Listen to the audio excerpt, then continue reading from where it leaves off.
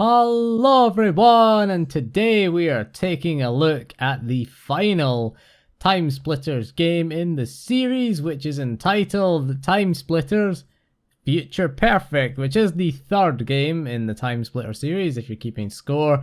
It was released in 2005. It was developed once again by Free Radical Design. This time, however, it was published by EA. So Future Perfect represented a departure from the mission structure of Timesplitters 2 and focused on being a more action-oriented cinematic experience this time around.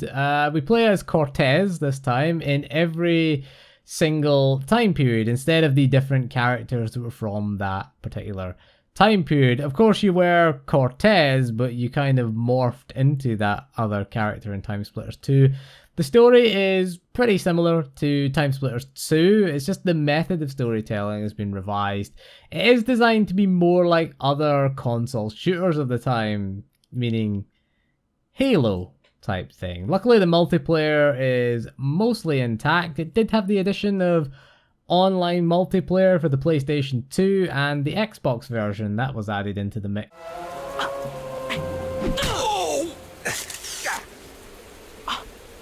You're no zombie. Yeah.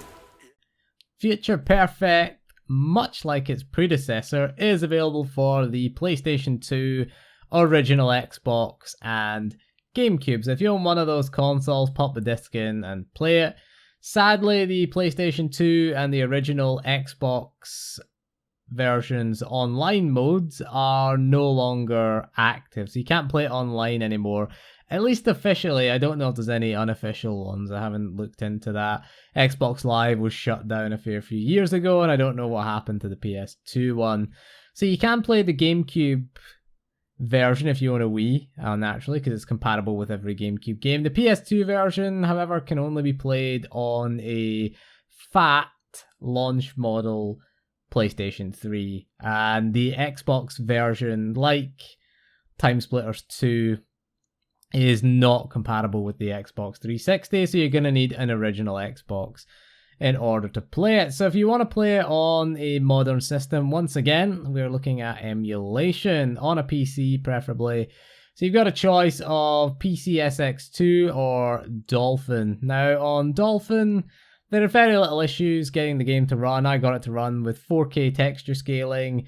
The only minor issue I had when I had my AMD CPU, I had the FX 8350, was that we had to disable the multi-core in the settings in order to get it to run. It did cause a few slowdowns because it only used one of the 8 cores on that AMD CPU. For Intel, there was no issues. You could run with the multi-core enabled. I tried it on both my i5 6600K and the Dream Machine, which has an i5 3330 and runs with no issues. PCSX2, on the other hand, had quite a few issues. The major issue I had was running at 4K on my GTX 1070. It had a frame rate of 1.2 FPS in-game. The menus were fine, but 1.2 FPS was the average, okay? I don't know what caused this, because dropping the resolution to 1440, it was fine. Everything was fine. It ran at full speed, full 60 FPS. So, I don't know, maybe an issue between the emulator and the GPU. I find that quite kind of weird. At 1440p, everything was fine, so I had to drop the resolution. It was running the GPU at full speed, though, for some reason. I don't know what happened there. So there are quite a few graphical glitches in the PS2 version, and the cutscenes don't run at full speed. So if you're emulating it, I'd go with Dolphin, to be honest. I think it's just easier to run. It's less resource intensive, and you're going to get a pretty much perfect experience. I ran mine on Dolphin 4.0 because that's where I had my saves. I tried it on Dolphin 5.0 as well, and it was fine for me. But the reason I played most of it on 4.0 is because I already started a save there, and you can't transfer saves between versions of Dolphin, so I ended up playing it on 4.0, no issues. 5.0 is the same, no issues there at all.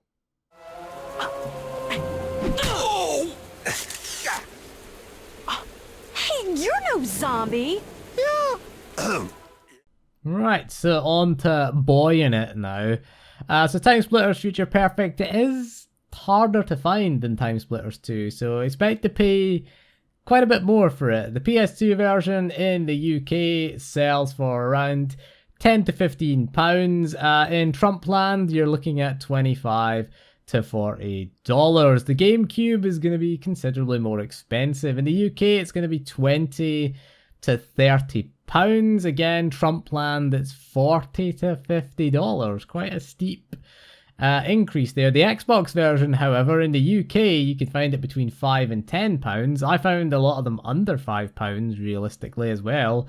So you can get it fairly cheap on Xbox. Again, in Trumpland, you're looking at 15 to 20 Trump dollars for that. The Xbox version probably is the one to go for, really. It's quite a lot cheaper than the other versions. The only downside is, of course, that you do need an original Xbox in order to play it.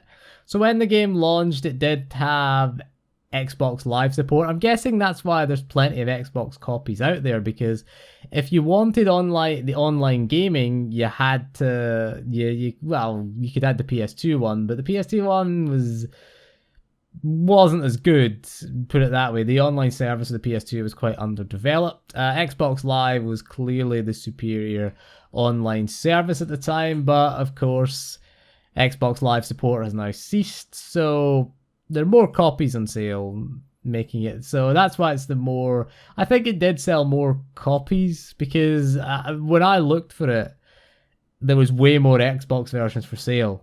Right, original Xbox in the US and in the UK as well. And again, when I checked out a few local gaming stores, I did find again a copy on Xbox. One copy. That's not conclusive, but that's just what I found while I was researching this. That's just the conclusion that I've come to. So, I guess, is it worth buying then? Yes, I would say it is definitely worth buying. However, if you want to play a Timesplitters game and this is your first time picking up a Timesplitters game, I'd recommend Timesplitters 2 over Future Perfect. It's far easier to find, it's cheaper as well. You're going to pay a premium, and we'll find out whether or not Timesplitters Future Perfect is significantly better.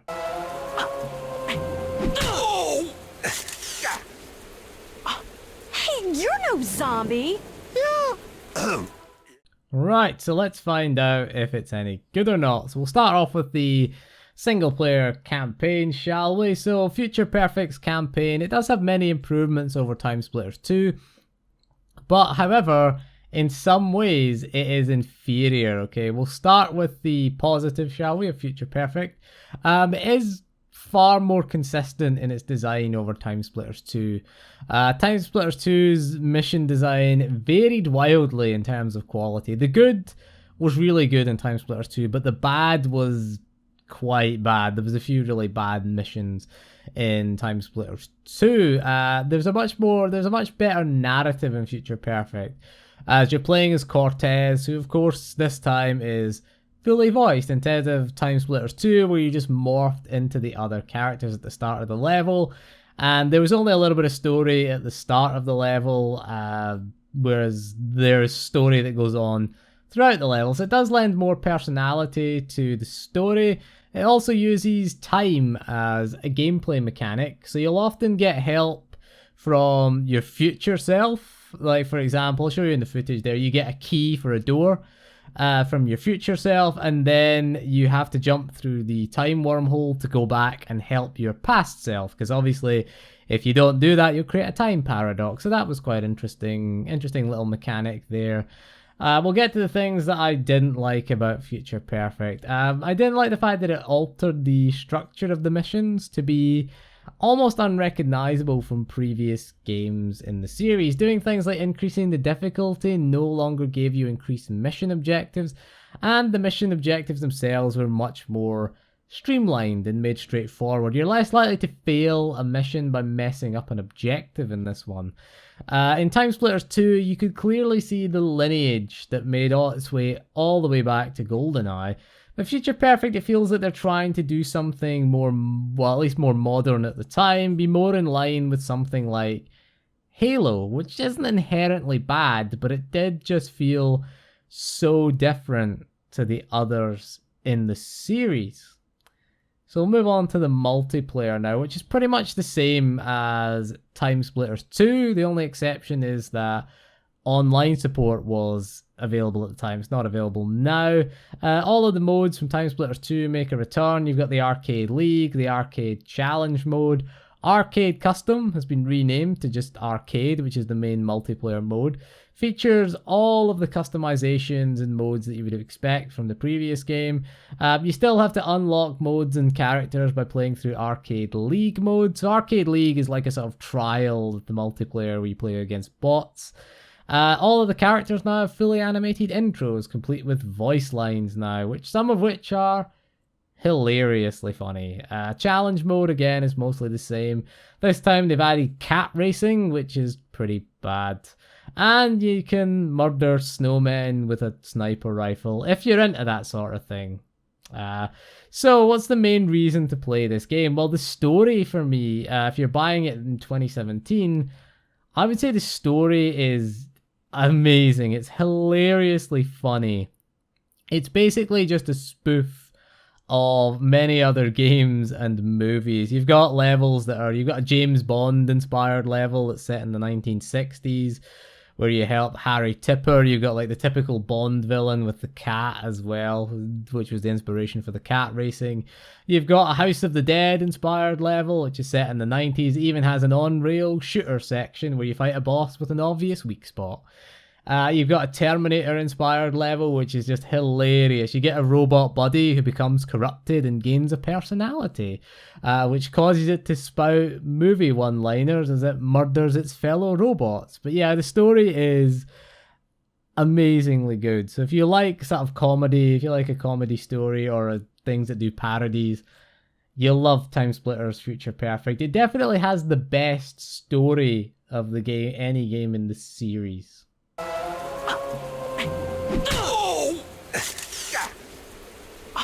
Hey, you're no zombie. Yeah. So Timesplitters Future Perfect definitely had the biggest budget of any of the Timesplitters games, and the developers used this to craft an excellent story, which was an amazing spoof of other popular games. So if you're a fan of spoof movies, then you'll love Future Perfect's story. The multiplayer was just refined, as it was already amazingly good in Timesplitters 2. They did make other refinements, like they did finally put a crosshair in the game at long last, and they got rid of the GoldenEye Perfect Dark style of aiming, where if you let go of the analog stick while aiming with the precision aim mode, it would snap back to the middle. They got rid of that and just added a standard, I guess you could say, aim down sights, or at least the precursor to aim down sights type mode as well. It probably was the best, it certainly was the best looking game, I would say. Whether it was the best game overall, I still prefer Timesplitters 2, and I'd still recommend Timesplitters 2 over it. I think Timesplitters 2 just had a charm to it. I mean, it was kind of the sort of closest to a GoldenEye or Perfect Dark game that you were going to get in that generation, so I would still have more nostalgia. I like Timesplitters Future Perfect. I didn't play it as much as I played Timesplitters 2, certainly. But yeah, it still had all the modes, it still had all the features that were there. The online multiplayer was excellent. I think you could create maps and you could share them with other people. I'm pretty sure you could do that. Again, I can't check that out today, as of course there is no online for it anyway, and I doubt anyone would still be playing it if there was. Right, so what are we gonna do next? And what was next for Free Radical Design and Timesplitters Future Perfect?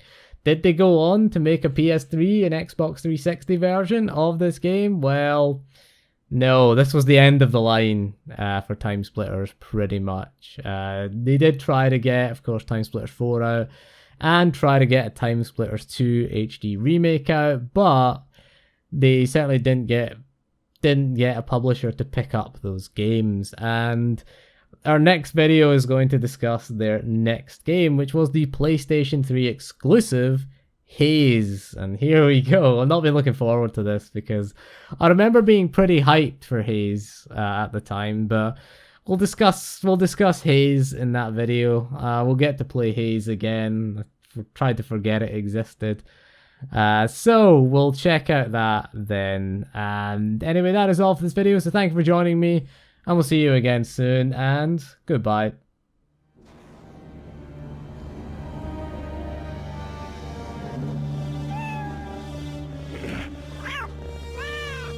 Tell us! Well, well, if it isn't Harry Tipper, and you brought a big, muscular friend. It ain't cool taking another guy's girl, man. Ah, yes. I can only assume you refer to your darling kitten Celeste. I'm afraid she's a little tied up at the moment. But don't fret. I have a feeling we'll be running into her shortly. But first, it's time to get out my big weapon.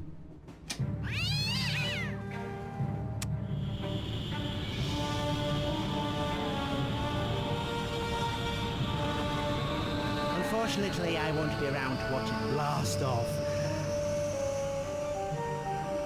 And neither will you.